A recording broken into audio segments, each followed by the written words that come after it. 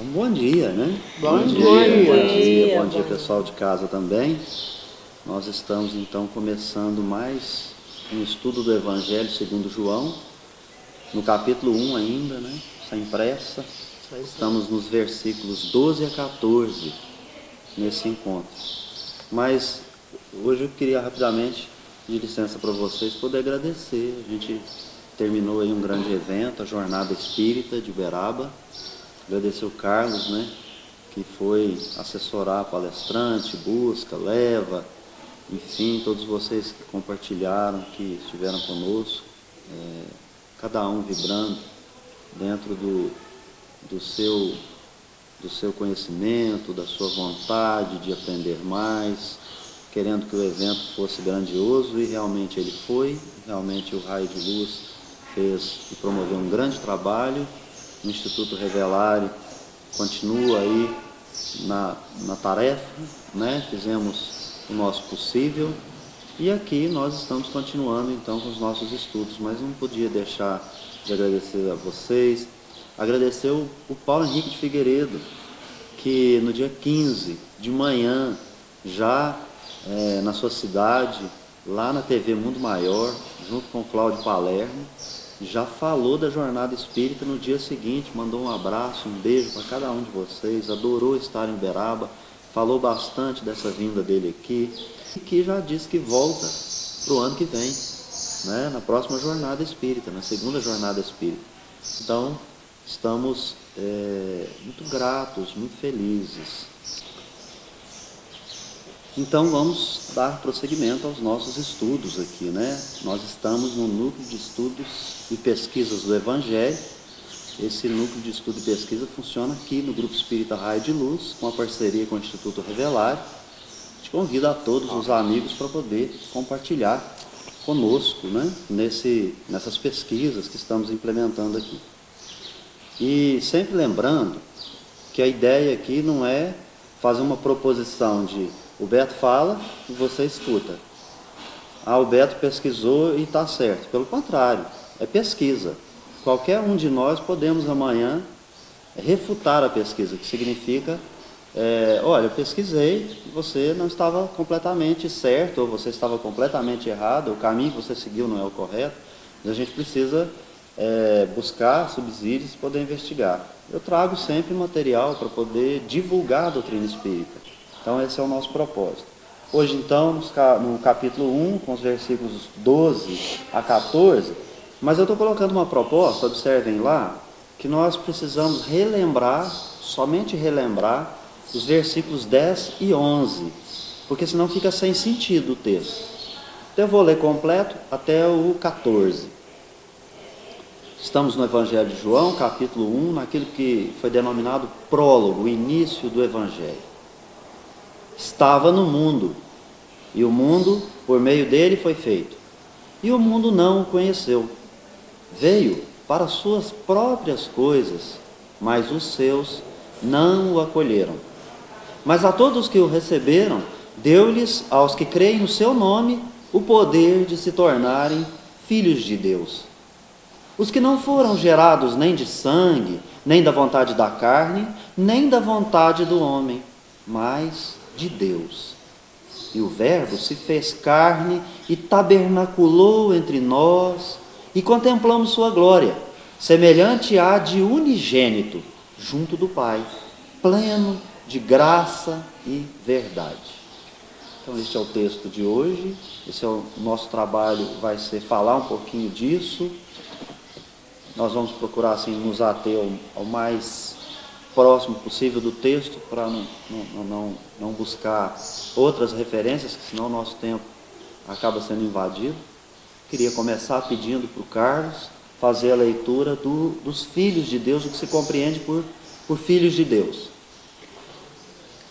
O uso que João faz de filhos de Deus. O conceito de filhos de Deus, nos escritos de João, difere apenas quanto à ênfase do conceito dos escritos de Paulo.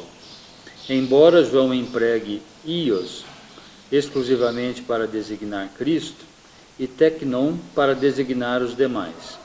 Westcott é de opinião que João evitou deliberadamente o vocábulo ius, o nome de dignidade e privilégio definidos, a fim de descrever a relação dos crentes para com Deus, visto que ele reputa a posição deles não como resultado de uma adoção, iotesia, mas antes como resultado de uma nova vida que se desenvolve do germe vital para a plena maturidade. Porém, essa interpretação vai longe demais e dificilmente pode explicar o emprego do termo teknon em Jó, capítulo 11, versículo 52. Apesar de João, sem dúvida, explora a figura do nascimento natural, como, por exemplo, no referente à comunidade da natureza, Jó 3:9, também tinha consciência do plano do Ate, onde aparece a filiação de Israel em virtude de sua chamada, filhos de Deus. É a expressão que pode ser interpretada em Jó 1:12 como palavras que envolvem aqueles para quem a palavra de Deus veio antes da encarnação de Cristo e que a receberam. Esses crentes nasceram de Deus, ainda que sua posição fosse igualmente um privilégio que lhe foi concedido. Deus deu-lhes o poder de serem feitos filhos de Deus. Jó 1:12. Novamente em Jó 3:4, os crentes são descritos com as palavras: nasceram de Deus, havendo aqui uma referência especial ao fato de reproduzirem o caráter amoroso e justo de Deus. Mas o título, Filhos de Deus, é também um privilégio outorgado devido ao amor de Deus, mediante a chamada. 3:1. Embora manifestos como filhos de Deus, por enquanto, apenas através do seu comportamento, 3:10, eles aguardam sua perfeita manifestação, que se verificará no dia em que ele manifestar, quando então refletirão plenamente a imagem de seu Pai. 3:2, imagem que está no Filho. A ideia hoje é falar disso. Nós somos filhos de Deus? Então cada um aqui vai fazer uma reflexão se é filho de Deus ou se não é. Porque a gente fala assim, todos nós somos filhos de Deus. Será que funciona assim mesmo? Será que é dessa maneira? E o que quer dizer isso? Eu tenho certeza que eu estou dando um nó na cabeça de vocês, porque todos estão pensando assim, mas nós somos filhos de Deus. Mas eu vou dar uma informação para vocês hoje com relação a essa expressão filhos de Deus. Ela significa para o hebreu que escreveu a escritura uma coisa totalmente diferente do que a gente imagina. Então nós vamos perceber isso hoje. Vamos lembrar, aqui, se nós buscamos um conceito de filhos de Deus, tem um outro aqui que é verdade. Verdade. Conformidade com fato ou realidade. Fidelidade a um original ou padrão. No Antigo e no Novo Testamento, a verdade é uma moral essencial e qualidade pessoal de Deus. Deus proclamou que é compassivo, clemente e longânimo e grande em misericórdia e fidelidade. Ele é fidelidade e não há nele injustiça. Além disso, todos os seus caminhos são misericórdia e verdade. É frequente nos Salmos que a misericórdia e a verdade de Deus apareçam juntas. Todas as obras, preconceitos e todos os juízos de Deus são feitos em justiça e verdade. A verdade é uma característica moral e pessoal de Deus. Ele é o Deus da verdade. O salmista declarou: a tua lei é a própria verdade. Todos os seus mandamentos são verdade. E as tuas palavras são em tudo verdade. Em virtude de sua natureza e vontade perfeita, Deus só pode falar e agir em verdade. Ele não pode mentir. Jesus é a palavra de Deus, que se tornou carne, e Filho unigênito do Pai, cheio de graça e verdade. Tudo o que Jesus disse era verdade, porque falou da verdade que ouviu de Deus. Prometeu aos seus discípulos que enviaria o Espírito da verdade, um Consolador que habitaria nos cristãos para sempre. Testificaria de Jesus, guiaria os cristãos à verdade e glorificaria Jesus. Deus é a verdade, o Espírito é a verdade e Jesus é a verdade. Disse Jesus: eu sou o caminho e a verdade e a vida. Ninguém vem ao Pai senão por mim. Jesus é a revelação dada pelo Espírito da verdade. Por meio de seus apóstolos, são a última e final revelação e definição da verdade sobre Deus, seu povo, a redenção, a história e o mundo. Porque a lei foi dada por intermédio de Moisés. A graça e a verdade vieram por meio de Jesus Cristo. Vocês perceberam a relação que tem de Jesus com a verdade? Todo o discurso de Jesus, ele fala em verdade, ele fala eu sou a verdade. Quer dizer, ele já disse antes que ele é a verdade, aqui para nós. Ele já disse isso. Ele é a verdade. Ele fala, eu sou o caminho, a verdade e a vida. Né? Então, só para chamar a atenção. Né? E essa expressão aí, verdade, ela serve para nós porque fala assim, deu-lhes aos que creem no seu nome o poder de se tornarem filhos de Deus. A todos que receberam. Que receberam quem? A verdade. Que creem no seu nome. No seu nome não é nome de Jesus. Eu creio em Jesus, eu sou fiel a Jesus. O nome aqui significa caráter. Creem no caráter de revelador, de mensageiro de Deus, né, trazendo para nós a verdade. Vocês compreendem isso? Porque eu posso ser um José Humberto mentiroso. Você não crê no nome, na verdade você crê no caráter. Que quando a pessoa dá a pinta de ser um mentiroso, você fala, não vou dar muito moral para isso, mas você não está. O que você não está crendo? No caráter da pessoa. Então, aqui no comentário bíblico, Atos, Novo Testamento, a autora é Craig S. Skinner, ele diz assim, capítulo 1, versículo 11, então ele comenta, aqui Jesus rompe com a imagem da tradição judaica, segundo a qual somente Israel em todas as nações receberá a lei. Os judeus esperavam que os fiéis de Israel, pela mesma forma, aceitassem a revelação quando Deus lhes desse nova lei no final dos tempos. Isaías, capítulo 2, versículo 3. Jeremias, capítulos 31, versículos 31 e 34. Na maior parte da tradição judaica, a lei, caso fosse mesmo modificada, seria mais severa no mundo vindouro. Perceberam? Então, o que fala o versículo 11 que ele está comentando aqui? Ele fala assim, veio para suas próprias coisas, mas os seus não o acolheram. Quando Jesus encarna na terra, ele nasce judeu. Quando ele vem na terra, ele vem no meio em Israel, ele nasce na tribo de Israel, ele nasce entre os israelitas. Certo? Então ele nasce naquele povo. Esse é o seu povo. Aqui tem um livro espírita. Eu não sei se vocês já tiveram condições de dar uma lida do começo ao final nesse livro. Chama A Caminho da Luz, ditado a Francisco Cândido Xavier por Emmanuel. Aqui tem um capítulo dedicado aos hebreus, aos israelitas, onde Emmanuel fala da função dos israelitas como raça na terra. Os hebreus vieram na terra de verdade, para receber a lei e para receber Jesus. Mas eles teriam a obrigação de difundir essa verdade. Então o trabalho deles é de auxiliares do Cristo. Os judeus esperavam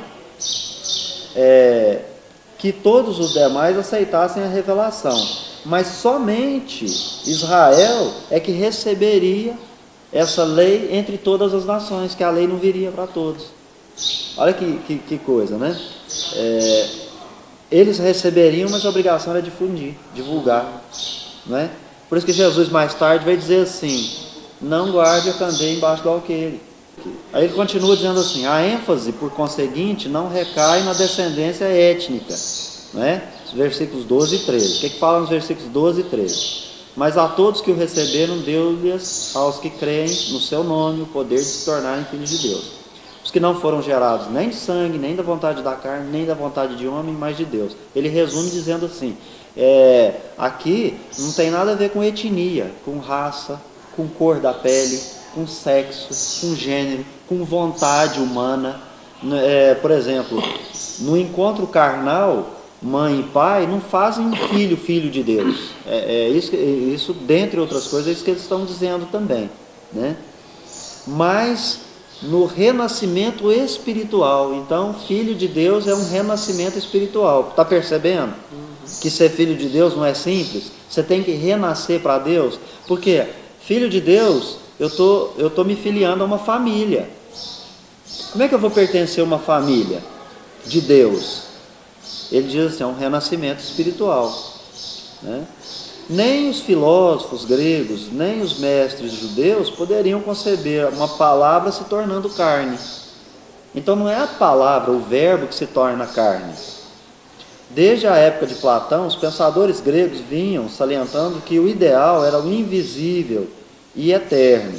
A maioria dos judeus enfatizou de tal maneira a impossibilidade de ser humano se tornar Deus, que nunca lhe passou pela cabeça a possibilidade inversa, isso é, que Deus se tornasse humano. Parando aqui um pouquinho. Então, pegando esse princípio aqui, nós já vamos trabalhar a ideia de que Deus não encarna na terra. Deus, ele não vai descer ao nível da criatura. Deus é Deus e pronto, ele é soberano, tudo nele é perfeição, tudo nele é soberania. Ele é o Criador, ele é absoluto, relativo somos nós. Então Deus não desce ao relativo. O relativo é que tem que chegar a Deus. Está entendendo a interpretação do Filho de Deus?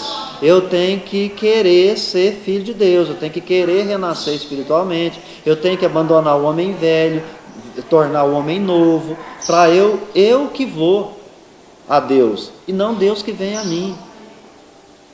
Portanto, por exemplo, quando nós temos aqui a preparação do médium para uma tarefa, é ele que vai.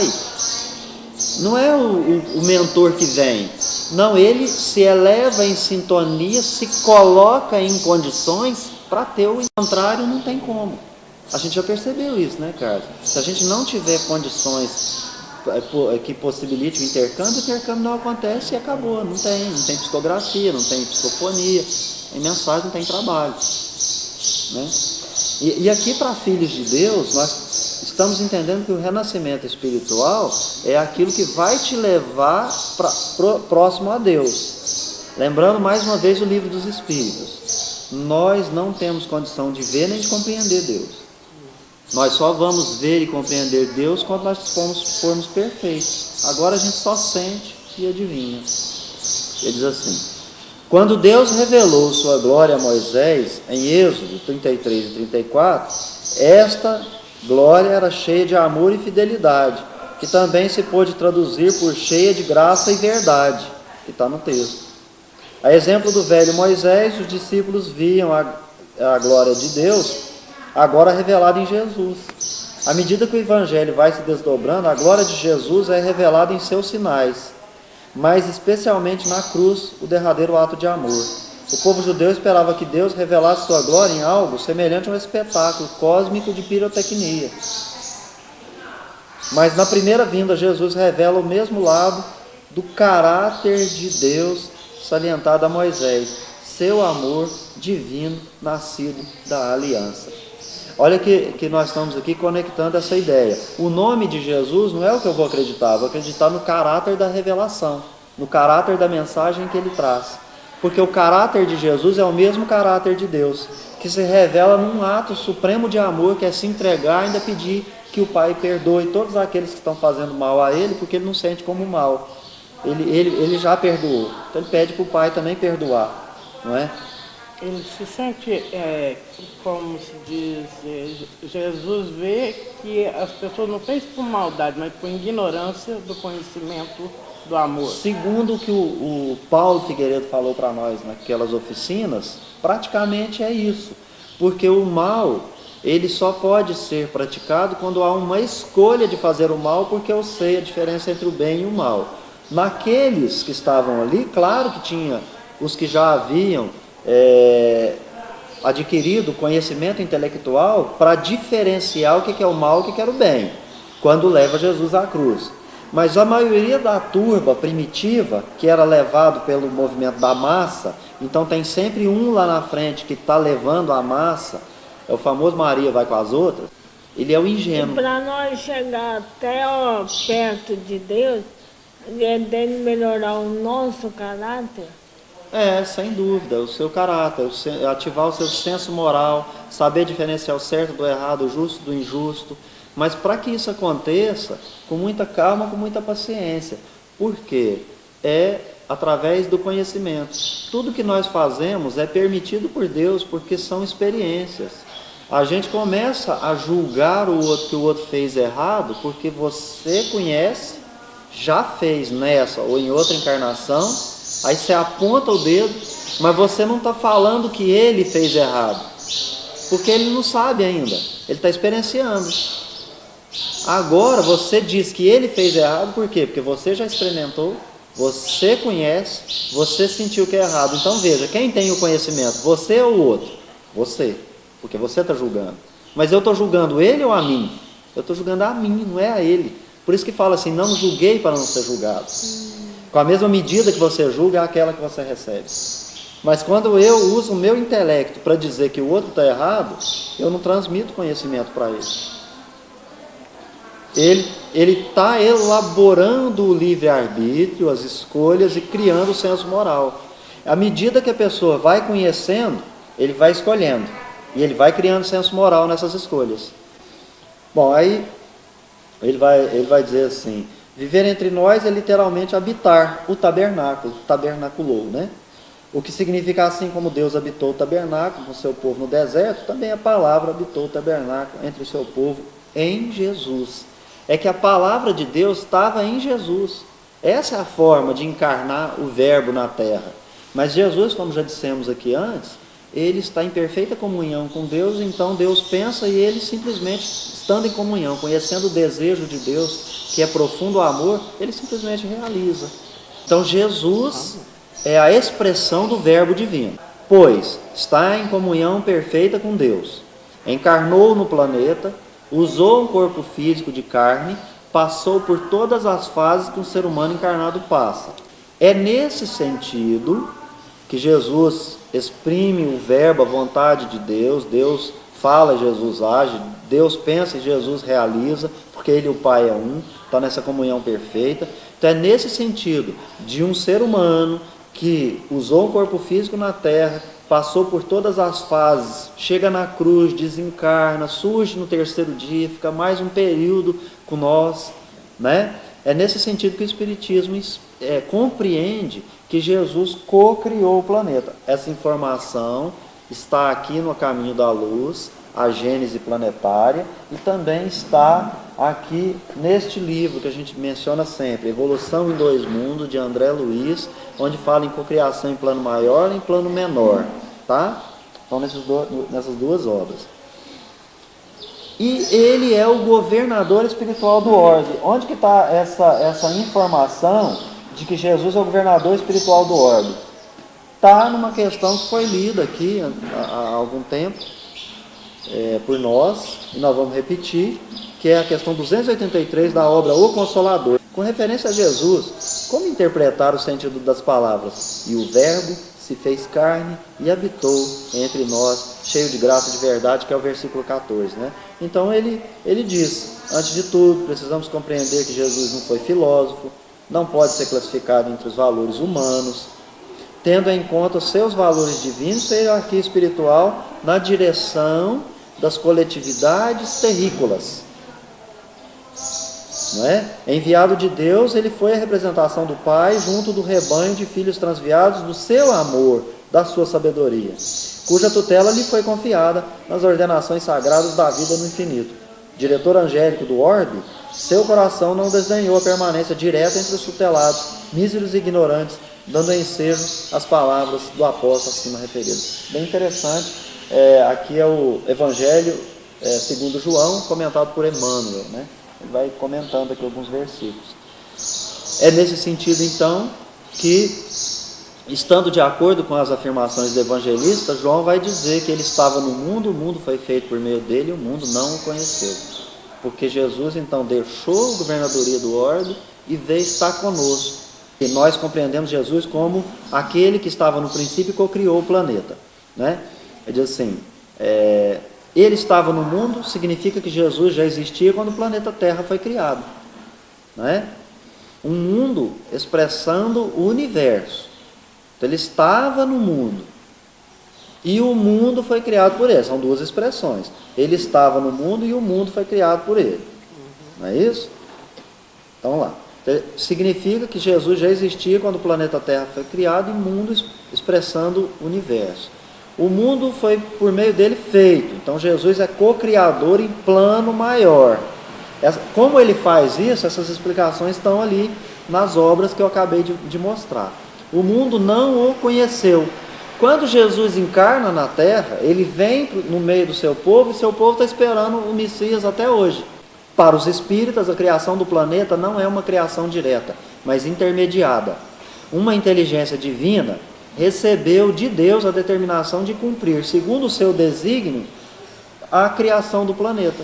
Essa figura é Jesus com as outras inteligências divinas, né? Que no livro A Caminho da Luz vai falar que é uma comunidade de seres angélicos, os devas e tudo mais, né?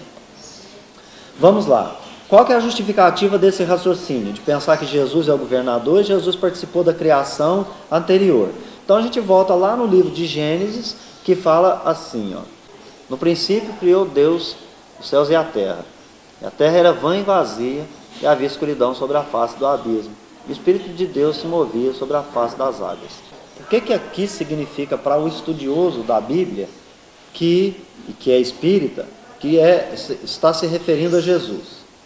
Aqui a expressão é Bereshit bara Elohim et hashamai ve'et haaretz, que significa, no princípio criou Deus os céus e a terra.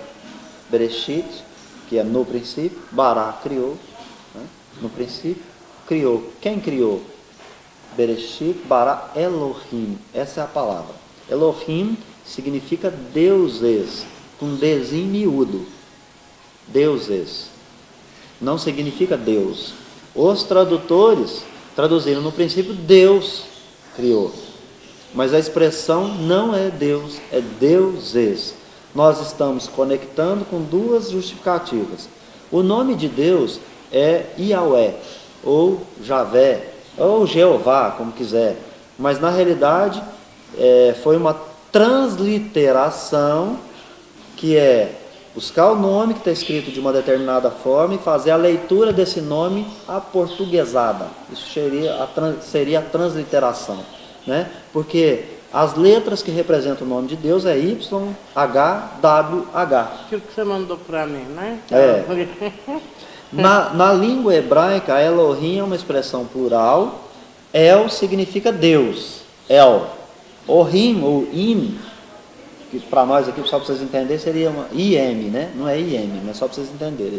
Essa expressão é o S nosso. Tá? Im é um quadradinho, tá? No desenho da letra é um quadrado. Esse quadrado, para nós, significaria o S, a figura do plural. Então lá é o Im.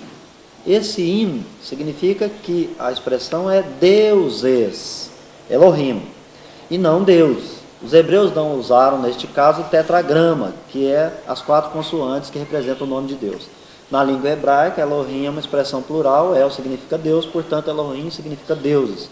Sabendo que Deus é um, não existem deuses com os mesmos atributos de Deus: suprema inteligência, suprema sabedoria, soberana bondade e justiça, porque Deus é a causa primária das coisas. Então, quem é Jesus? Jesus é um enviado, um mensageiro, é aquela inteligência divina que recebeu a ordem de Deus de criar o planeta Terra junto com as outras inteligências. E para nós, gente, para nós, é essa resposta Está aqui, nessas duas obras. Os judeus falam que esse Elohim seria um plural majestático, para expressar a majestade de Deus. Então usou a expressão em plural, como se Deus não fosse só um, fosse muitos, né? Então não é meio estranho isso? Essa explicação ela não é muito legal, não. O fundamento está na literatura espírita, na obra Evolução em Dois Mundos, de André Luiz, né? Onde nós vamos entender: somente Deus cria, o Espírito somente poderá cocriar, o Espírito cocria no plano maior e no menor, conforme o seu grau evolutivo. Quem são os co-criadores no plano maior? Essa obra vai dizer que são as inteligências divinas, os espíritos puros agregados a Deus em processo de comunhão, não é? E ele também recebe outros nomes, seriam os devas da teologia hindu, que seria uma religião indiana, ou arcanjos da interpretação de variados tempos religiosos. E como é o processo de cocriação em plano maior? Porque pode ficar uma dúvida: como é que Jesus então criou o planeta Terra? As inteligências divinas extraem energia do fluido cósmico ou plasma divino e o convertem em planetas de múltiplas expressões. Aí a outra fundamentação está lá na Gênese planetária, que está no caminho da luz. Uma comunidade de seres angélicos e perfeitos dirigem os fenômenos do sistema solar. Essa comunidade que dirige essas coletividades planetárias são os seres angélicos e perfeitos. Jesus é um dos membros dessa coletividade. Portanto, faz sentido que Jesus seja o governador espiritual do planeta Terra. Então, se você tem lá, vamos supor que tenha 9 planetas, então tem no mínimo 9 Cristos. Desses 9 Cristos, um é Jesus. E Jesus é o governador do planeta Terra. Então faz muito sentido ele dizer que é o diretor angélico do orbe, né? Porque ele faz parte dessa turma lá. Então essa comunidade se reuniu para criar o orbe e depois para decidir quem é que vinha para o planeta Terra, e veio Jesus. O fundamento disso está na obra A Caminho da Luz, citada por Emmanuel Chico Xavier. Tá? Nas escrituras sagradas, nós vamos fundamentar o que nós estamos dizendo no capítulo 3, no versículo 17, onde o próprio evangelista João diz assim: Jesus veio à Terra, não para que julgasse o mundo, mas para que o mundo fosse salvo por ele. Salvo no sentido de educar, de ensinar. Porque eu não te salvo do pecado. Quem salva do pecado é você a partir do conhecimento que você tem do certo, do errado, do justo e do injusto, do senso moral. E aí você então decide abandonar determinados hábitos adquiridos, né? Jesus ensina nesta revelação que as riquezas e prazeres humanos são mecanismos de aperfeiçoamento. Ele não chega lá no final e fala: ai pai, erraram todo mundo, estou sendo crucificado, desce trovão, abre a terra, queima todo mundo, manda para o inferno. Não, ele fala: pai, perdoai-os porque são ignorantes. Não são simples, mas são ignorantes, porque já são seres bem elaborados. Todos ali têm corpo humano, dirige mentalmente todas as células do corpo, ainda que não saibam disso. Então Jesus, na verdade, está ensinando isso, né? E que esse aperfeiçoamento só é atingido quando essas riquezas e os prazeres humanos não tornam o centro da minha vida. Eu não vivo só para isso. E aí, lá em Mateus está dito assim: pois que aproveitará o homem se ganhar o mundo inteiro e perder sua alma? Vamos lá, então, convite para a nossa reflexão. Mas a todos que o receberam, Jesus lhes deu o poder, aos que creem no seu nome, de se tornarem filhos de Deus. Né? Então o texto: mas a todos que o receberam, deu-lhes aos que creem no seu nome o poder de se tornarem filhos de Deus. Que nome é esse? Não é nome, senão eu volto a ser místico. Aí eu chamo Jesus e eu desconjuro o espírito. Meu irmão, não funciona. O espírito vai continuar obsidiando. Você tem que mudar padrão vibratório, padrão mental, sintonia, mudar a sua sintonia e sua preferência. Não vai querer desconjurar espírito aí, que não vai rolar. É só mencionar o nome de Deus, o nome de Jesus que vai embora. Não é nesse sentido crer no seu nome, é crer no caráter da revelação, não é? E aí ele dá o poder de se tornar filho de Deus, porque Jesus chega também como filho de Deus, mas ele refere-se a si mesmo como filho do homem, como filho de Deus, como filho do homem, como filho de Deus. Pergunta então, como nós podemos nos tornar filhos de Deus? Qual é o poder que Jesus deu aos que creem que podem em seu nome se tornar filhos de Deus? Vamos refletir sobre isso. Quem são os seus, na expressão de Jesus? Ele veio entre os seus, mas os seus não receberam. Os seus aí é a humanidade inteira. A humanidade inteira é capaz intelectualmente de receber ou de recusar a palavra por livre escolha. Então, todos nós somos os seus. Quando viemos aqui para a terra, como mônadas celestes, habitar a terra, e Jesus nos recebe, o Pai, Deus, confia a Jesus a responsabilidade de guiar o nosso destino. Então Jesus vai ensinar. Cabe a cada um de nós apreender a informação ou não. Nós recebemos o livre-arbítrio. Como é isso? Na criação já recebe? Não, à medida que vai evoluindo e vai adquirindo conhecimento, você vai adquirindo capacidade de escolher. Adquire mais conhecimento, mais capacidade de escolha. Mais conhecimento, mais capacidade de escolha. Capacidade de escolha cria em você senso moral. Então ele chega na humanidade que já tem capacidade para receber ou recusar aquilo que ele trouxe para ensinar. Os israelitas tinham a missão de auxiliar e estreitar o entendimento das lições apresentadas pelo Evangelho. Qual que é o papel da informação que Jesus traz, que é a revelação? Então, ele tira um véu e traz uma informação. Então, trazer verdades eternas, que é o conhecimento. O que acontece comigo quando eu descubro que uma prática minha, ela não é boa? Me dói, porque eu gosto, eu quero praticar aquilo, eu vou arrumar um monte de justificativa para continuar fazendo o que eu faço. Até que eu entenda que aquilo faz mal para alguém. Então eu tenho o dever de respeitar meu próximo. O Lázaro, no capítulo 17, não é? No item 7, ele vai falar sobre o dever. Ele diz que é obrigação moral. Em Paris, no ano de 1863. Está lá no Evangelho segundo o Espiritismo. Ele diz assim: dever é obrigação moral. E todos nós temos obrigação moral. Mas quando ela começa? Quando eu começo com os meus atos a ferir a felicidade do próximo. E quando é que ela termina?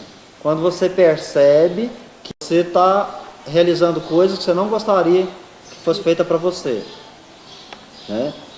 Então, a verdade, ela nos leva a sacrifícios extremos. Qual que é o sacrifício? Eu abandonar velhas práticas.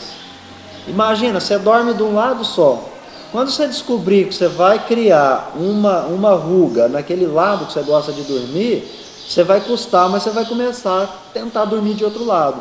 Mas quando você acorda, você está daquele lado. Você fala, mas por que eu estou aqui de novo, gente? Aí você vira e vai para o outro lado. Essas coisas. Na vida, você vai abandonando hábitos. Você vai trocando hábitos ruins por bons hábitos novos. Mas o conhecimento é a repetição. Mas antes de ser sábio, vem a dor. Por quê? O que está em conflito? Olha lá. Conflito entre preconceito que eu tenho, hábito que eu tenho e as minhas asperezas. Porque eu falo a verdade, porque mexeu comigo eu falo a verdade, porque eu tenho que falar, porque mexeu comigo eu falo mesmo, eu mando o recado, mando a real, não é? Aí você, do jeito que vem vai, aí chega lá, você fala assim, então fulano, eu preciso falar com umas verdadezinhas aqui, aí dói. Porque quem gosta muito de falar a verdade para os outros não aceita de jeito nenhum apontar defeito dele. Então você vai ter luta, conflito interno, não é? Aí lá no Eclesiastes, há em mim uma luta, não é? Paulo diz como? O bem que eu quero não faço, mas o mal que eu não quero eu faço. Para quem sabe ler um pingo é letra, vamos interpretar o Paulo hoje no século XXI. O bem que eu quero para mim, eu não faço para você. Mas o mal que eu não quero para mim, esse eu faço para você.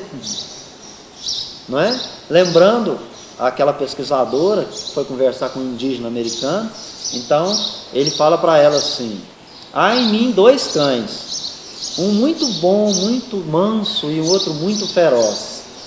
Aí ela diz assim: e o que acontece com esses cães? Ele diz assim: eles estão em constante luta dentro de mim. E ela diz, ou pergunta: quem vence essa luta? E ele responde: aquele que eu alimentar. Então esse cão feroz, que é o instinto, e esse cão dócil, que é o conhecimento adquirido com o senso moral aflorando, à medida que o instinto vai se desprendendo da gente, a inteligência vai aflorando, o senso moral vai dominando, e você vê na figura de Jesus Cristo aquele que não revida um tapa no rosto, aquele que não revida a morte na cruz, aquele que não pede para o Pai exterminar todos. E ele fala antes, ele fala assim: se eu quisesse, viria um exército de anjos que meu Pai enviaria para me tirar daqui, mas ele não quer, porque ele precisa passar a informação. A informação não seria passada com a qualidade que ele passou se não terminasse como terminou, porque a história de Jesus não termina na cruz. A gente precisa lembrar de ver o terceiro dia de Jesus. Então, após a compreensão de que os velhos hábitos é produto das minhas más escolhas, as más escolhas, né, está lá no slide, que são as nossas imperfeições, é que então o reino de Deus vai prevalecer no meu coração, que é o objetivo de Jesus, que passa na terra para implantar o reino de Deus no coração dos homens.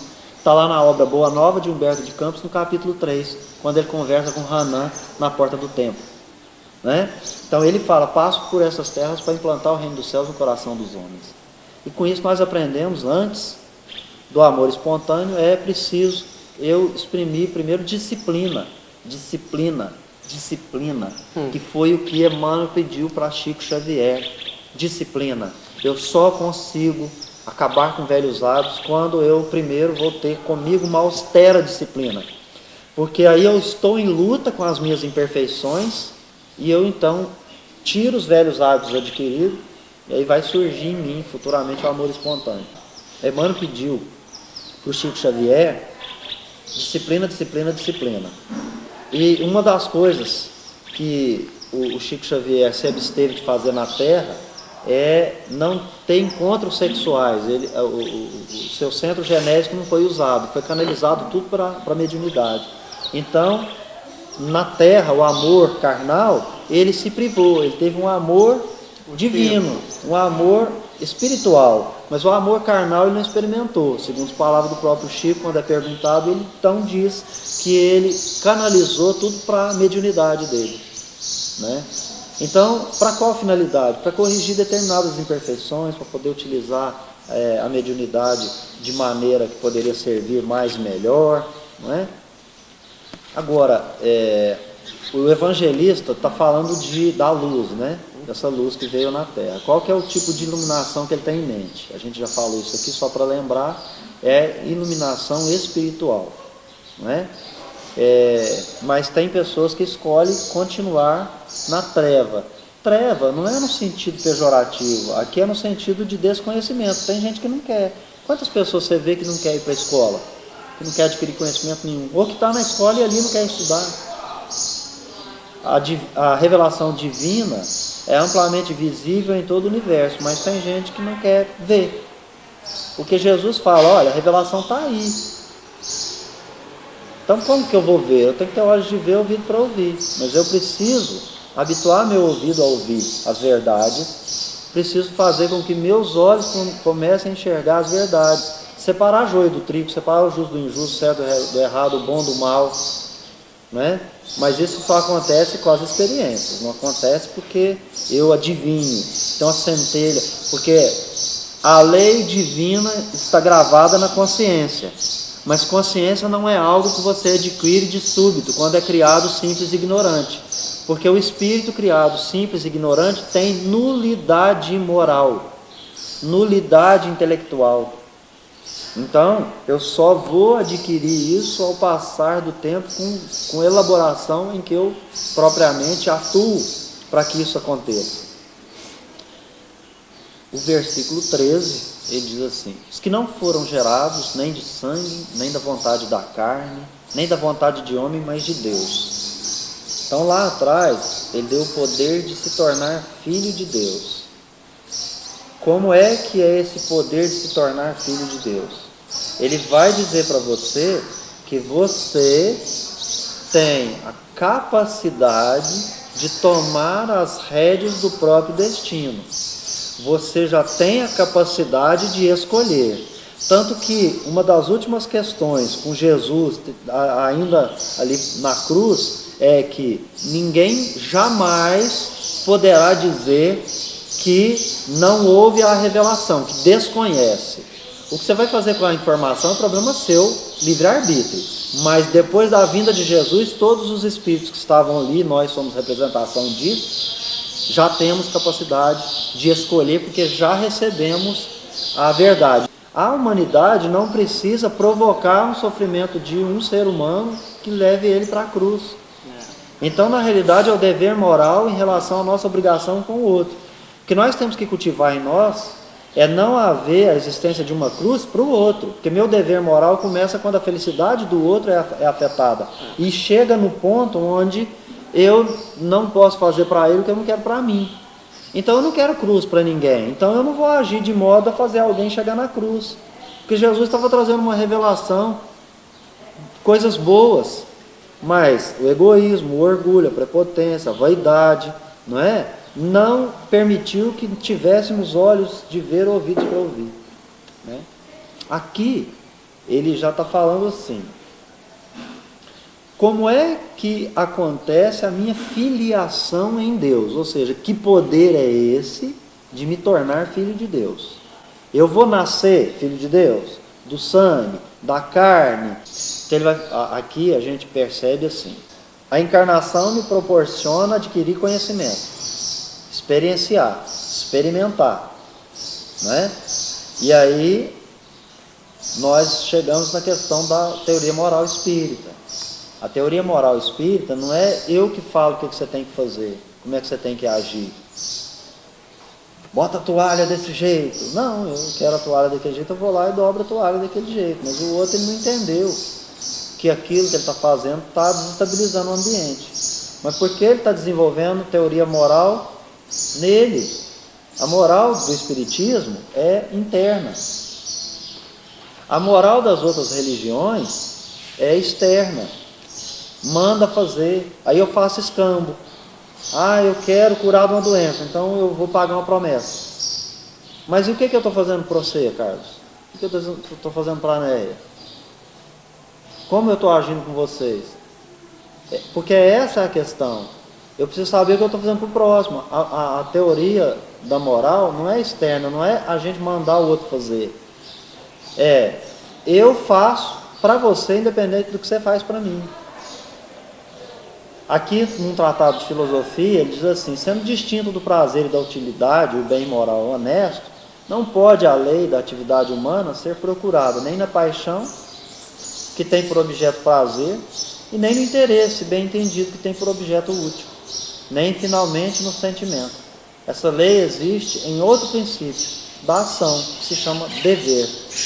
Então, quando eu entendo que eu tenho que fazer para você, independente do que você faz para mim, eu não faço para você porque vai ser uma utilidade, ou eu tenho, porque eu tenho um interesse, então é útil para mim, isso é bom para você, ou que isso me dá um prazer humano, ou eu que eu vou fazer tal. Não. O princípio do dever, a utilidade dele está no senso moral. Eu sei que aquilo é bom para o meu espírito, para a minha evolução. Ele fala assim: paixões, rigorosamente falando, as paixões não são mais do que as diversas combinações em cada indivíduo resultante das paixões, quer naturais, quer adquiridas, que existem no ser humano. E de alguma sorte há duplo emprego em tratar destes dois assuntos separadamente. Por um lado, porém, diferentes movimentos da alma só tomam usualmente o nome de paixão desde que chegam a certo grau de agudeza, e como diz Bacon, de moléstia. Por outro lado, são as paixões dos elementos que, combinados em diversas doses, em diversas proporções, compõem o que chamamos os caracteres. Esse texto do Paul Janet, né, é francês, é anterior ao Espiritismo. Olha que interessante que a gente acha que o Espiritismo trouxe informações, e essas informações já eram todas novas, né? Não, Kardec fez as perguntas que deveria fazer, né? E, portanto, isso já existia antes do Espiritismo ter sido codificado. E aí, Kardec vai repetir lá na Gênesis, no capítulo 3, nos itens 3 e 4, nos seres inferiores da criação, o senso moral não existe. E a inteligência ainda não substituiu o instinto. Nos seres inferiores, eles não possuem senso moral. O cachorro anda pelado. E se precisar, eles fazem sexo lá na rua e não estão nem aí para ninguém. Eles não têm senso moral para saber que ali não é o lugar adequado. Ele não está nem aí pra gente, né? Senso moral não existe. E a inteligência não substitui o instinto. Olha que interessante. Então, enquanto nós somos inferiores, nós não temos inteligência, porque a inteligência vai chegando, o instinto vai se apagando. Então, a inteligência substitui o instinto. Quando a gente chega na razão, que a gente começa a pensar, penso, logo existo, a gente ainda está coberto de instintos, a gente age com animalidade. Sua luta tem por objetivo a satisfação de uma necessidade material. Essa necessidade material imperiosa, a primeira delas é a alimentação. Então, os seres inferiores da criação lutam unicamente para viver, conseguir ou defender uma presa. Então não poderiam ser estimulados para um objetivo mais elevado, é comer e dormir, né? Nesse período que a alma se elabora e se ensaia para a vida. Nos seres inferiores da criação, a alma está se elaborando. Ali nós estamos começando a ter ideia de espírito. Ela está se elaborando, está ensaiando para a vida. Aí você olha lá e fala assim, tem vida? Ele está falando da vida espiritual. Vida espiritual, não é? Então é por isso que aquele poder lá que não vem da carne, não vem de Deus. Ele vem de Deus porque Deus nos proporciona toda uma criação para a gente ter as experiências de desenvolver essa inteligência. Essa inteligência vai desenvolver. Chega num momento que não se sabe qual, mas a inteligência surge, ela aparece nesse primeiro período que a alma elabora e se ensaia para a vida. O instinto se encontra em toda a sua força nos animais, nos seres primitivos, que mais se aproximam da animalidade. Ali ele, o instinto, domina sozinho, porque naqueles seres inferiores da criação não há para equilíbrio o senso moral. Então o que ele está dizendo? Que entre o instinto e a razão, o senso moral tem que surgir para equilibrar. Quando é que eu sei que eu estou agindo com animalidade? Quando é que eu sei que é razão? O senso moral me dá a baliza, ele é a balança. Então ele também vai surgir posteriormente. Quando só existe instinto, para que senso moral? A razão não surgiu, então a razão surge. Aí então já começa uma luta, aí nenhuma luta. Os dois cães. Então eu vou precisar vencer isso, mas é o senso moral que vai me dar essa baliza, que vai equilibrar. Porque eu estou conhecendo, estou experimentando. Então, quando é instinto? Quando é razão? Então, aí o senso moral surge para equilibrar. À medida que a inteligência se desenvolve, o instinto se enfraquece. Porque é a inteligência que vai dominar a matéria. Mas aí, se a inteligência está dominando a matéria, agora eu tenho coisas boas e coisas ruins materialmente, sensualmente falando. E agora eu preciso de novo do senso moral para me ajudar a abandonar coisas que só servem para a carne. Começa para o ser humano responsabilidade. A gente descobre que a gente tem jeito, que o mundo tem jeito, que o mundo não está perdido, que não existe mal, que o mal é uma criação nossa, que existem experiências, não é? Então, o grau de maturidade precisa ser atingido pelo Espírito. Chegado a esse grau de maturidade, vem as novas faculdades, vem as condições onde o livre-arbítrio, o senso moral, que seria a centelha divina, vão dar um novo rumo aos pensamentos, dotando de novas aptidões e percepções. As novas faculdades morais com que foi dotada só se desenvolve gradualmente, porque nada é brusco na natureza. No espírito simples e ignorante, a vontade é regida pelos instintos e paixões. Diante dos desafios e superações das necessidades, ele desenvolve a inteligência racional.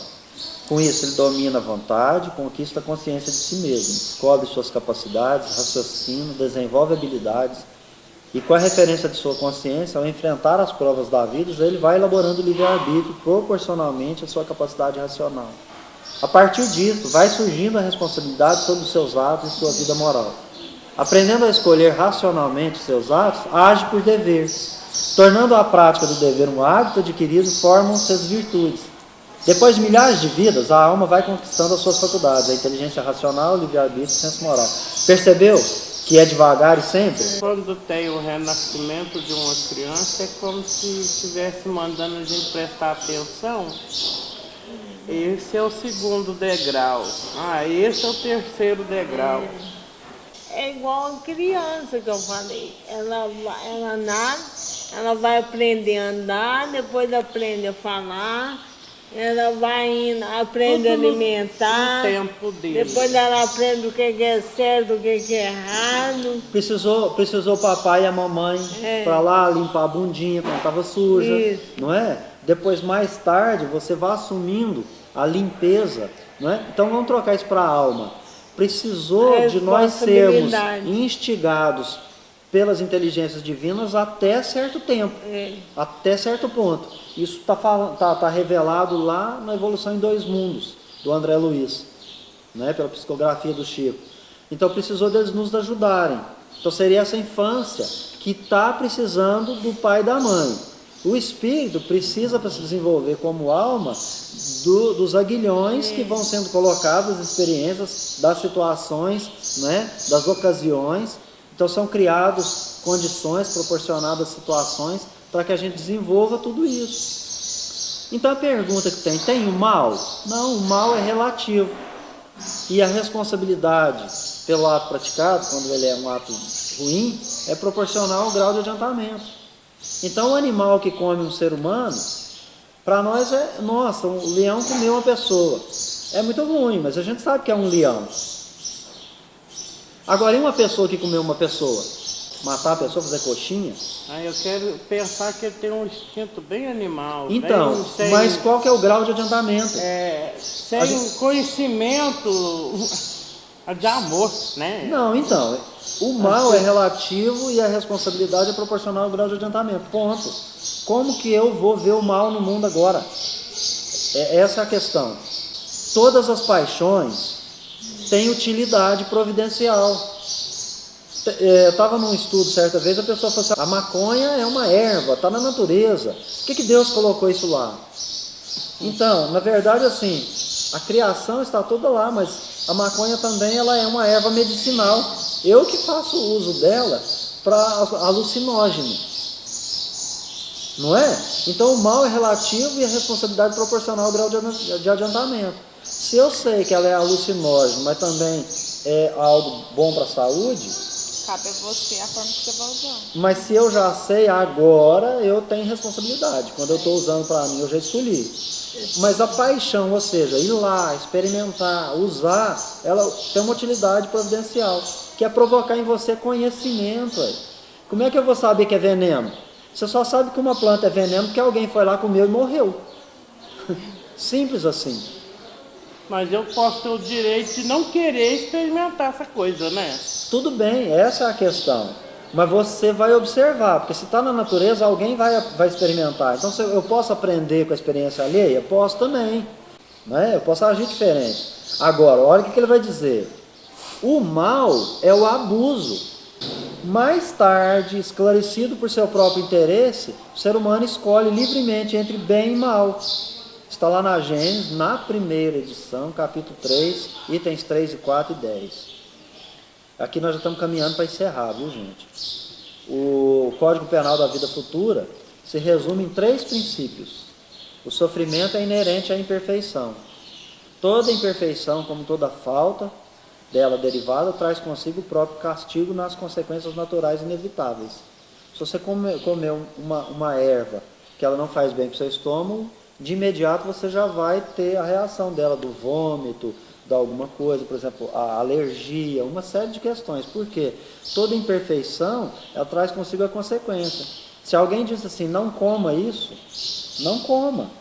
Então a metáfora do Adão e Eva lá não estava em falar assim, nossa, pecado original. Não. O pecado original é você ter a informação de que não pode e você vai e avança dizendo assim, não, mas eu quero, eu vou e vou pegar. Então sofre consequência. Então é igual quando o filho tema com o pai. Depende. E aí ele fala, não pode fazer isso, ele vai e faz. Depende, porque nós vamos perceber que tem pais que falam para filhos não fazer determinadas coisas, né, que são coisas boas de se fazer. Então vai depender do que está sendo falado. Então vamos pegar o seu exemplo e dirigir para o outro lado. Quando o pai está trazendo o ensino, educando o filho, mostrando entre o certo e o errado, né, e dizendo que a escolha boa é aquele caminho reto, aquele caminho moral, aquele caminho, né? Se está mandando o filho escolher o caminho certo, o caminho da moral, o caminho, né? O pai ou a mãe tem esse dever de educar. Mas lembrando, ele não é seu filho, ele é seu irmão. Então quando você fala, você dá uma mensagem. Como Jesus passou na tela, revelou e foi embora, você também está trazendo uma revelação para ele, mas cabe a ele a escolha. Por mais que você entenda que ele ali não tem a capacidade, mas o ser que já adquiriu a inteligência, que já adquiriu, alcançou conhecimento, ele vai escolher. Infelizmente, muitos pais não vão conseguir evitar que alguns filhos façam escolhas ruins, porque a escolha pertence a ele. Vou prender em tal lugar. Não, quando ele estiver solto, ele vai fazer a escolha dele. Tem muita gente que você segrega, prende na penitenciária, ele sai da penitenciária, volta a cometer as mesmas coisas, não adiantou nada. Porque é ele que tem que decidir. Não que nós estamos querendo dizer que ele tem que largar os filhos ao bel prazer, não. Os pais têm o dever de educá-lo. Porque às vezes o filho vai lá rebelde, não tem o conhecimento que você tem, então ele vai lá e experimenta. E logo que ele experimenta, ele fala, minha mãe tinha razão. E volta, segue o caminho. Não é? Então ele fala aqui assim, toda imperfeição traz consigo o castigo, que é a consequência natural e inevitável.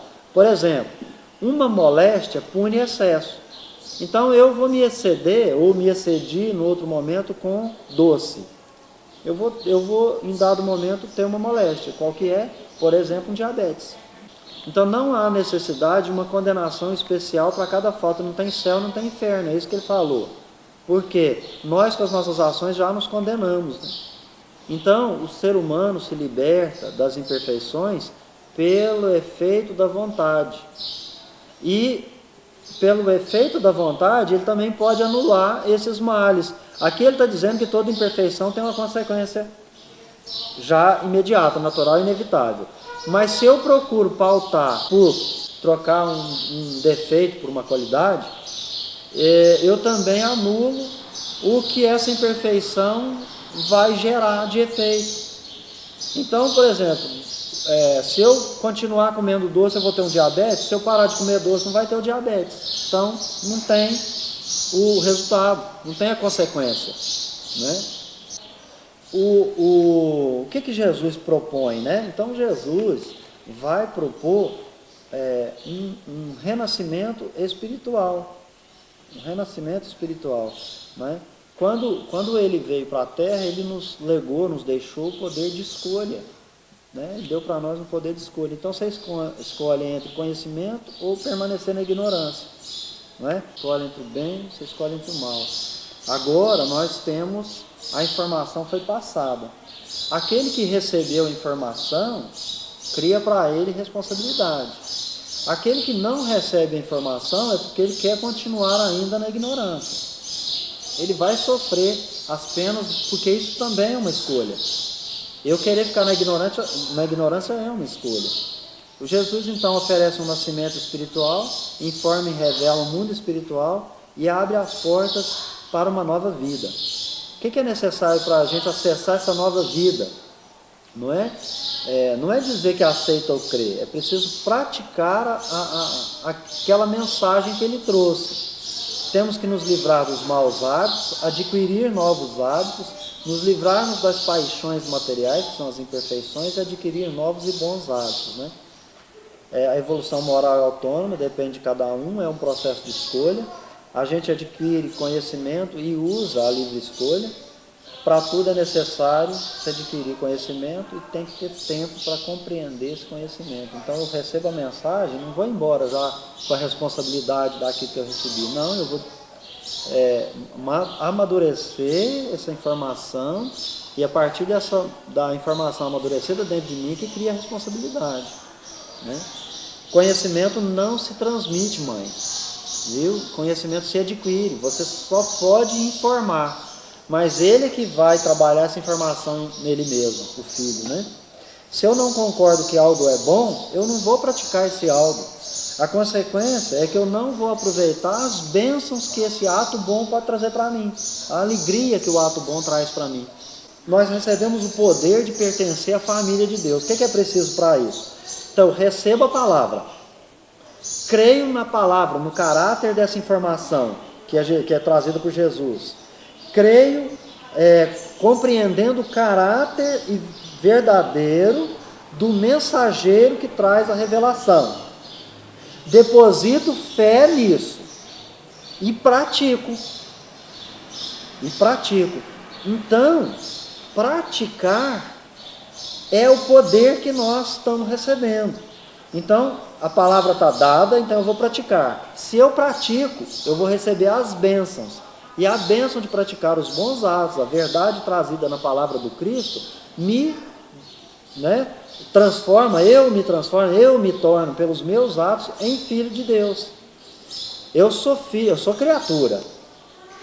No sentido de criado por Deus, eu sou filho de Deus porque eu sou a obra de Deus.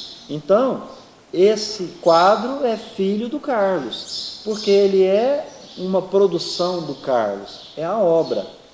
Somos, nesse sentido, filhos de Deus, mas filhos de Deus, no sentido de comunhão com o Pai, eu vou me tornando à medida que eu vou desenvolvendo o senso moral e pratico só coisas boas.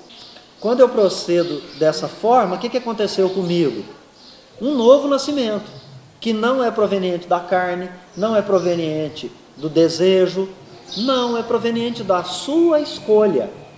Então é um nascimento espiritual, porque é o seu intelecto com conhecimento que está proporcionando a você produzir boas escolhas. Você passou a ser filho de Deus agora, porque os seus atos são pautados por coisas boas. Então nascer na família de Deus é diferente do nascimento físico, que está lá naquele versículo 13 que a gente leu, não é? O espírito é criado simples e ignorante, com nulidade moral, e somente com a aquisição de conhecimento é que poderá diferenciar das demais criaturas, não é? À medida que ele evolui, ele adquire livre-arbítrio, o senso moral vai surgindo à medida que o instinto enfraquece. A ênfase para a expressão carne, usada para o indivíduo do sexo masculino e não para o ser humano em geral, tem um interesse para João. Porque João vem dizendo assim, o verbo se fez carne, que nós vamos ver aqui agora, está na lousa lá, está lá no slide, o verbo se fez carne. Por que ele fala que o verbo, que é Jesus, se faz carne? Naquela época, tinha uma teoria que falava que Jesus não tinha corpo de carne. E olha que João ainda estava vivo, e João tinha sido discípulo, com 18, 19 anos, ele foi discípulo de Jesus. Então ele estava vivo. Lá na frente, quando ele está escrevendo o Evangelho, ali por volta dos 80 anos ali, né, João então está trabalhando uma contraposição numa teoria que já tinha sido criada. Tinha gente que não consegue compreender como é que aquela criatura se deixou crucificar. Então como é que ele vai pensar? Pensa como um espírito imperfeito, não evoluído. Ele não consegue enxergar que o outro pode fazer prodígios, coisas maiores, não é? Então João está dizendo assim, não, Jesus era um corpo de carne, nasceu criança, foi criado, né? Ele viveu na terra, ele morreu na cruz, o corpo dele expirou na cruz, um corpo de carne, porque havia a teoria do docetismo, que é um ensino que nega Jesus Cristo. Tinha vindo em carne e separava Jesus terreno do Cristo celestial. o verbo se fez carne, é uma declaração antidocética. Então, só para deixar essa informação aqui, não é? Que com relação a Jesus. Uma curiosidade aí, né, é que a expressão filho unigênito não quer dizer filho único, tá? Só para ficar claro, é filho especial. Então, para finalizar, pessoal, nós estamos então no versículo 14 e vamos então encerrar, porque o pessoal já vai distribuir ali a sopa, né? Então vamos encerrar. Pleno de graça e de verdade.